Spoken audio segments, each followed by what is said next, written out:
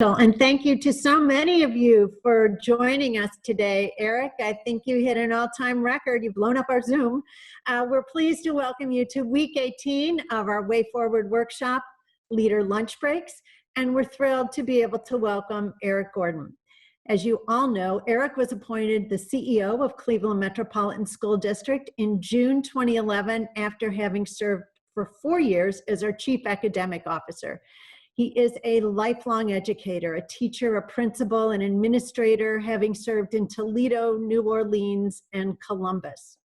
He's the recipient of numerous local awards for the impact he has made, including the Inside Business Power 100, Cleveland Magazine's Most Interesting People, the Smart 50 Award, and it was a few years ago when the nation, too, realized the true gem that we had leading our school district, and they recognized him with the highest award that can be presented in education, Urban Educator of the Year. He's tireless. I don't think he ever sleeps as he oversees management of Cleveland's 39,000 student school district. And if you've ever heard him speak about those students, he refers to them as my kids and wants us to think of them as our kids. Under his leadership, we've seen improved achievement test scores, but most importantly, we have seen increased graduation rates. When his most recent contract was renewed, yet again, Board Chair Ann Gingham described Eric as presenting a combination of intelligence, integrity, humility, and humor, all traits that he brings regularly to his work. He's the longest serving head of our district in the past 40 years, a driver of the Cleveland Plan and Say Yes, and on top of all this, a mentor to many of his kids. He's also a proud member of the Leadership Cleveland class of 2013. Let us join hands and give a big shout out because you deserve it, Eric, and welcome our leader in education, Eric Gordon. Thank you, everyone. So day 131 in captivity. How are we all doing? So to hear my bio, in superintendent years, that means I'm about 74 in years of service this year. So it's adding up quickly, but it's really, honestly, a pleasure to be with you today. I'm going to take just about 10 minutes or so to answer the giant charge that Marianne and Rachel and others gave me, which is, how did you respond when we shut down? How are you planning for the future, and what are the great opportunities? 10 minutes, go. Financially, we went into an essential spending plan and began modeling for the future and planning to have a very dramatically different budget like many of your organizations, but at the same time reimbursing our families who needed every dollar they could get for anything, class trips, senior dues, anything like that, for a support to our kids and families. We've distributed over 16,000 computers and 9,000 hotspots and have been a national leader and recognized by the Senate and national media for our work with Digital C to make internet a utility in this community. And we have already begun transitioning families off of hotspots into permanent, low-cost, high-speed internet, and that will continue throughout the year. We also made a big commitment to keep people in pay status. We have not disrupted our workforce, many of whom are the essential workers. There are cooks, there are cleaners, there are security. While we've watched districts around the country lay off or furlough employees, we felt it was an ethical issue. My board chair, Ann Bingham, who I think I saw was on the list, she and vice chair didn't even blink when we talked about whether we would take the cost savings or whether we would do the right thing. And we did the right thing. We served between 3,900 to 4,500 students a day, 2 meals a day at the height, so that's about 11,000 meals, and have continued to clean, sanitize, and re-equip our buildings. We had tremendous virtual graduations and parades and celebrations, and celebrated nearly 2,300 graduates from 32 high schools. And we continue to stay in touch and survey and research with our families to make sure we knew what they needed as well. So that was our immediate response. But we've also taken this as an opportunity, not only because of COVID-19, but also because of the killing of George Floyd and finally the attention that is being put on racial justice. My community is 86% people of color, And so we have to think about this as a moment or a movement. And my goal is to make it a movement. This will pass. We will get through COVID-19. What will we look on the other side? And Audre Lorde, who was a activist for so many issues, this is my favorite quote from, for the master's tools will never dismantle the master's house, meaning we need different tools to create a different society. So the master's tools are all the things that got obliterated. You can't do seat time. You can't put 25 kids in a room. You can't put 55 on a bus. You can't do 180 days of regular instruction. They probably shouldn't do Carnegie units anymore. We don't have to think of second grade and third grade instead of multi-age classrooms. It's time to blow up all of the master's tools. And so my educators and I have been really focusing on what has CMSD done over the last decade to innovate and push and to be different. And so you may not know it living in the city because you're never a king in your own hometown, but we're actually quietly recognized as a leader in innovation with mastery-based learning models, much more authentic ways of kids demonstrating their learnings, creating authentic tasks, presenting them to audiences, going to juried competitions, many more individualized kinds of learning experiences, choice where people pick the school they want based on their interests, year-round calendars instead of the agrarian calendars, schools inside of hospitals and science centers and universities and public 500, Fortune 500 companies. Cleveland is widely known for huge public-private partnerships that can't be pulled off in any other city. Pre for CLE, True to You, Higher Ed Compact, our CS for All program. I know that Experience Corps, which is a great tutoring program, is represented here today. And we're one of the 4 cities in the country that fully invested in the SAYES education wraparound model to provide the basic services and supports and guaranteed college tuition for our kids and families. And so all of those innovations, we would argue, are new tools. And if we use what we've learned over the last decade to leverage the new tools, we can dismantle the master's house and put together an education system that's more fair, just, and good for not only our kids and kids of color, but for all kids. And I say that having worked in one of the most affluent school districts in the country for a short period of time, and that was Olentangy schools outside of Columbus. Those students got a great education by traditional standards, but those students too would have benefited from these mastery-oriented, authentic voice and choice kinds of experiences. So how do we turn that into a new school year? Well, we're going to be very much driven by public health and safety. I am not trained as a public health expert. I'm a trained educator. So we've been studying very, very carefully and using lots of data and information to make sure that we know how to operate. So we are using the county leveling system to make our decisions. We'll be announcing our decision this Friday of how we'll operate the first quarter. We are going to think in terms of quarters. Lots of school districts are announcing plans for the year or plans for the semester. That comes with an assumption that you know what the semester or the year is going to look like and that you've figured this all out. Candidly, folks, we haven't figured this all out. We've been on focus groups all week this week, including the one I just finished with my kids, asking them if we got it right and getting their feedback and getting their advice. And so what we're asking our community to do is give us 9 weeks. Commit to 9 weeks, and then we'll reassess. In that 9 weeks, if we're in level 1, which is yellow, we'll be fully back to school, but with modified social distancing, sanitary requirements, masks, that sort of thing. If it's level 2 or potentially level 3, we'll use a hybrid environment. So some students will come some days and then be in remote learning others. Other students will be on opposite days so that we can social distance more easily. Younger children and students with special needs, that's our students with disabilities, our English learners, our foster youth, our homeless youth, will get more touches. They need more support. But everybody will be in some kind of blended model. It will be much more personalized by necessity. It will be much more mastering of content and starting where kids are, not starting where the curriculum says they should be. And so more of the new tools, right? And then if we're in level 4 or potentially level 3, we will consider also a fully remote experience, but not the emergency shutdown that we did last spring. A very deliberately built out remote experience that our teachers and administrators have been working on all summer long. my teachers union president and my principal association president literally are here right now recording their messages to our community about their commitment to what we're going to bring to kids and families in any of these environments.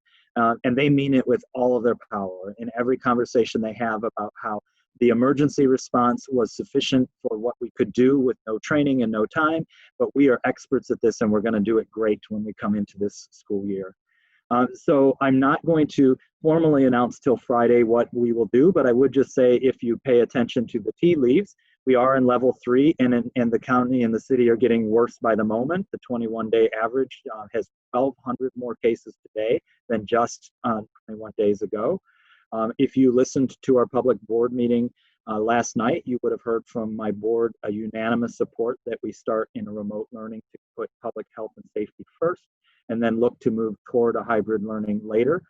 So while I'm not going to tell you until Friday what our answer is going to be, hopefully you've got the skills to decode it, problem solve it, and know where we're headed. But I would just tell you that all of this, again, is going to be an opportunity for us to leverage the new tools and a more personalized learning.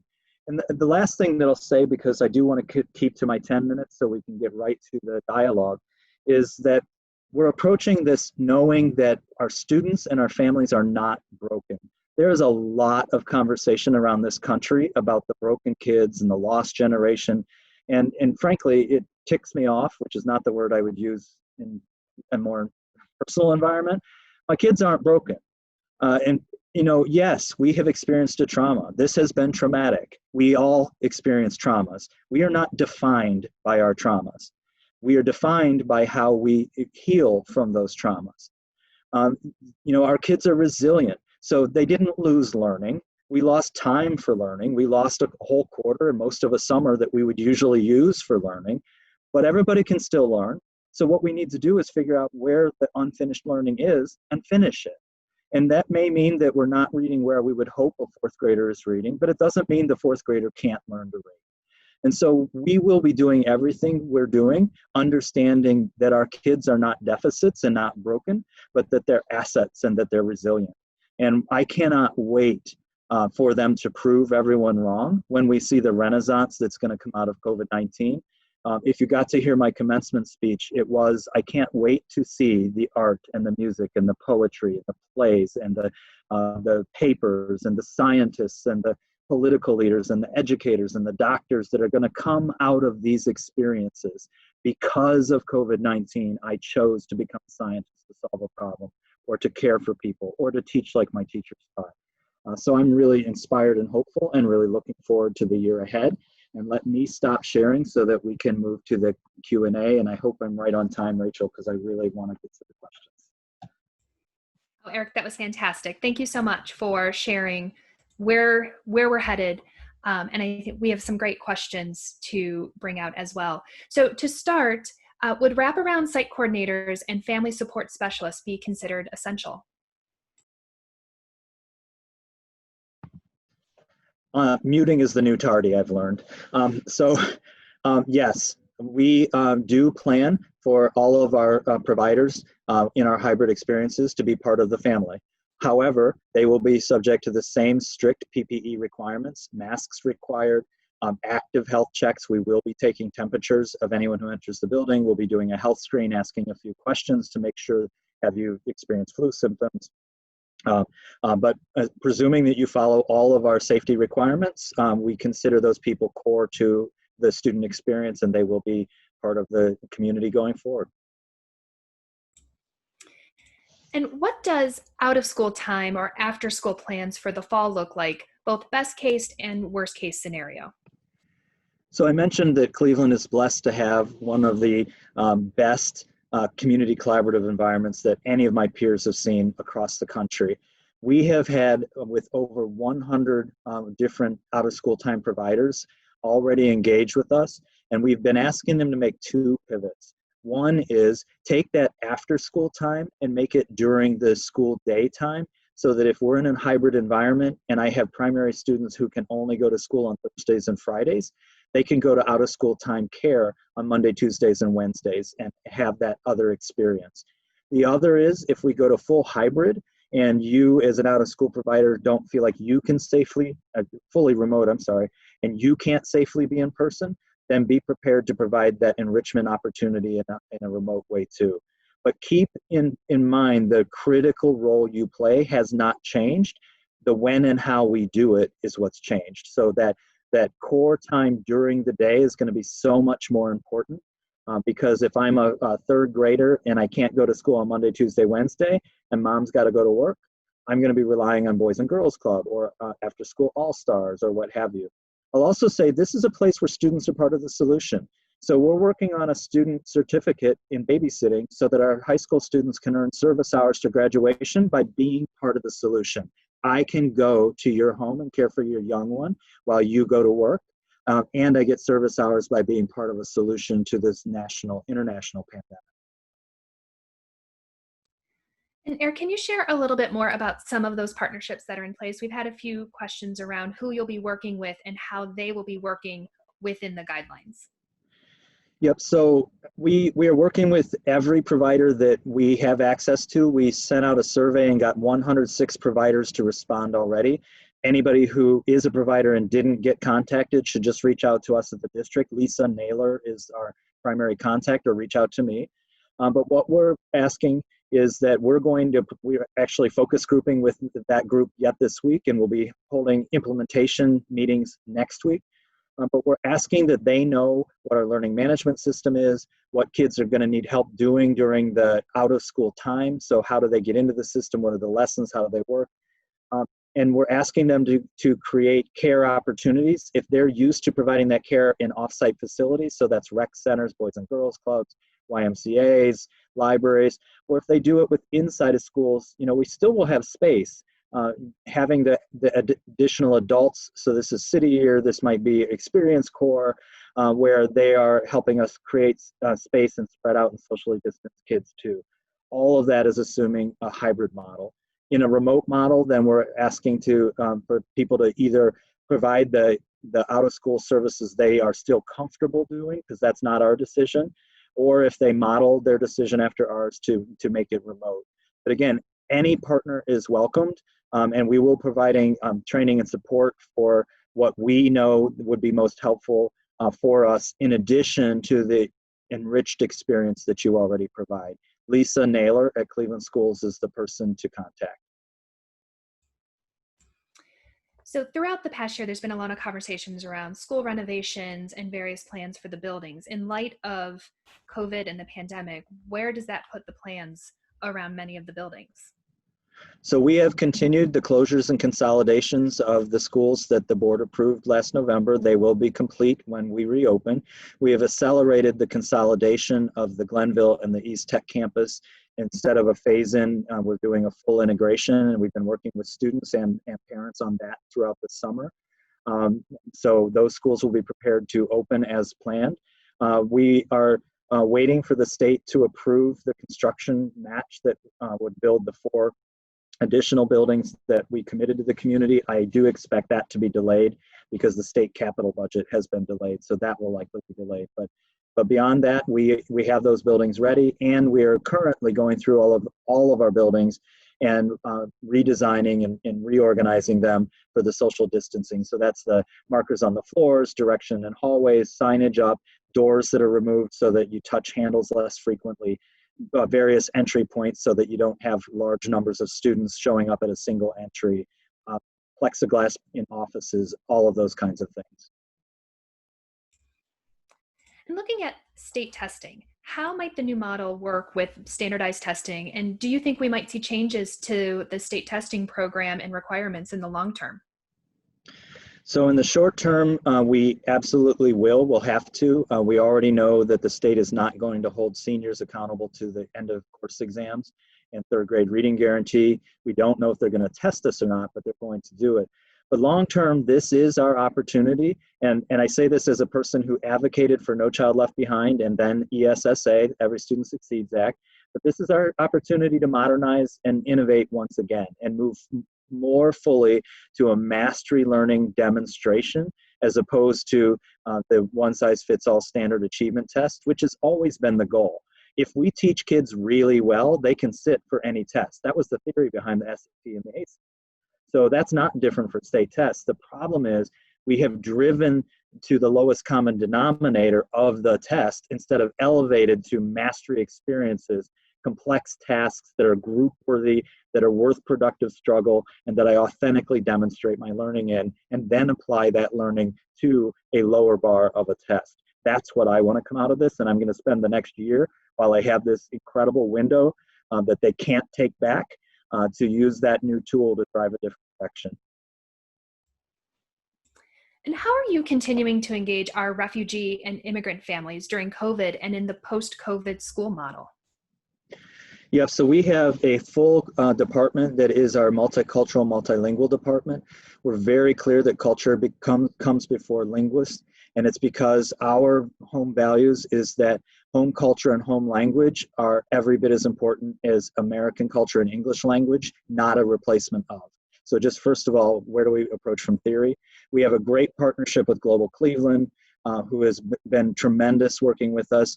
We translate everything we're doing into 5 of the most common languages, and then we also have live interpretive assistance for families that need additional supports. And so this is a community that's incredibly valuable to us. Part of the reason that we're also working with Digital C and we're paying for the internet is because while there was a lot of talk about people getting free or low-cost internet, it sounded great until you couldn't get it. Why couldn't you get it? You had a bad credit report. Why couldn't you get it? Well, you're not documented. Why couldn't you get it? Like the reasons go on. And so part of our commitment to equity is that if we are the customer and we provide it to our immigrant families, some of those real and perceived fears vanish and make school more accessible. So it's a community that continues to be incredibly important to the richness of the district. So focusing on the social justice, racial justice, what anti-racist policies might you be putting in place to ensure racial equity and justice within the school system? Well, I would first say that CMSD didn't start thinking about racial justice when George Floyd was killed. And I just want to remind us all right here for a sobering moment that Tamir Rice was my 12-year-old little boy, and he was shot outside of our school. So this is not the first time we've thought about it. We have an equity and inclusion team in the district. We are working toward, we have a scientifically evidence-based model called the multicultural organizational model that drives our work to make our workplace an inclusive and equitable place. We have surveyed every single one of our employees that chose to participate on issues of equity and inclusion, understanding that if the adults don't feel it's equitable and inclusive, kids never will. We designed that survey with a research scientist because it did not exist in the field. We are kicking off now manager training that we've designed against all of that. We have also are starting up this fall book studies and communities of conversation. We have affinity groups, so our men of color shaping achievement for our Black educational leaders, particularly men, because Black men often are relegated to the discipline or to roles that are not considered professional, so we have an affinity group for them. But I will say that it is also a moment for us to double down. And so we're asking ourselves every tough question. So as one example, there's lots of school systems that have been dumping their police contracts. Well, we can't dump our police contract. We don't have one. We made those tough decisions years ago. Instead, we have a safety and security force. And the difference is their job is to keep our kids and our adults safe and secure. And so we started asking ourselves, how many arrests did we make? Are we criminalizing kids? We arrested 6 students last year, 6 out of 37,000. The year before, 6. Now, does that mean that we don't have to do anything different? No, of course not. We can still soften the presence of our security because right now they wear security uniforms and it looks secure. Maybe we do that. We're going to continue to train on the social and emotional learning needs and how to de-escalate. But I say it to say that while there candidly are a whole lot of people who finally woke, hopefully, this is something we've been worrying about as a community of color for many, many years. And I will also say again, our principal association and union presidents have really stepped to the table and said we need to do more particularly because we are a profession, not just in Cleveland, but across the country, where white educators are serving Black and Hispanic children. And so we need to continue to diversify the workforce and honor that there are a lot of us that chose to be here doing the work too. When we look ahead to this year, what does all the changes in the plans mean for the Say Yes program? Well, what it doesn't mean is walking away from Say Yes. So we are implementing the next cohort of schools. There will be 43 Say Yes schools, which gets us nearly halfway through our footprint in the 4-year commitment we made. We are hiring the family support specialists right now. We will continue to use the post-secondary planning system to make sure that kids have the services they need. We will continue to offer the scholarships. I have some great news on that. What it does mean, probably most significantly, is that our out-of-school time providers, which is a big part of that work, to our earlier conversation, will need to flip to during the school day. And but that we'll still need them, we'll still support them. Last Saturday, we had a day-long retreat to provide the integrated health services that we committed and start picking the pilots for that. So that will continue. It'll probably be telehealth instead of any other form, but that's great. That moved us in a more innovative direction in the state. We'll continue to offer legal services with our great legal partners like the Bar Association and Legal Aid Society. So it's how we deliver, not what we deliver. But I want to share, because I think we're toward the end, to Say Yes, the national data on the number of young people who will not be going to college out of last year's cohort, class of 2020, because of COVID-19, dropped 20%. 20% of last year's senior class has reported not going to college. In communities of color, that number is as high as 40%.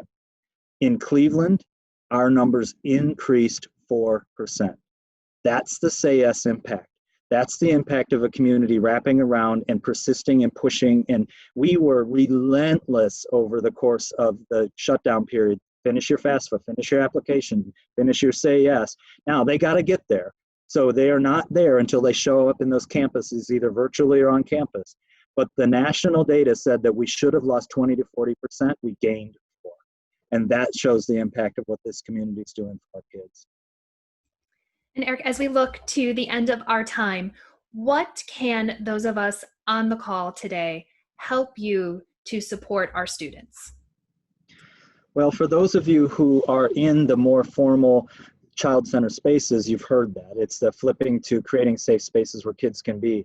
But the other things you can do, and many of you already are, is get involved in the wide variety of mentor programs. They're going to flip to virtual for the most part, but mentoring matters. So join up to be a mentor for one of these students going on to college or career. Join up for our 8th grade True to You that's going to have to move to mentoring, but thinking about what my high school and future might look like. If you're in any legal profession, stay connected or get connected with 3Rs, which we've already started turning into a virtual experience.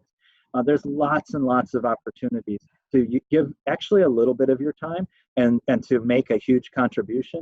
And I will tell you, as a person who mentors a number of young people, you will gain way more than you feel like you're giving. It's not true. You will give as much as you're gaining, but you will gain way more than you feel like you're contributing, particularly in this environment of racial justice or a hope for racial justice. The single biggest thing my kids have reported in the last couple of years is that when they walk out on the streets of Cleveland, they know that we see them as thugs, as gangbangers, as hoodies, as troublemakers.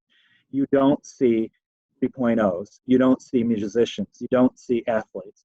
Now, that may not actually be how you feel, but that's how they experience our community. The single biggest way to change that is to build a relationship with a young person. And the single biggest way to continue the problems we're seeing is let kids feel anonymous, because when kids feel anonymous, they do bad, risky things. But when they don't feel anonymous, when they feel cared for and loved and nurtured, they show you the best that they bring. Every one of us can contribute to that.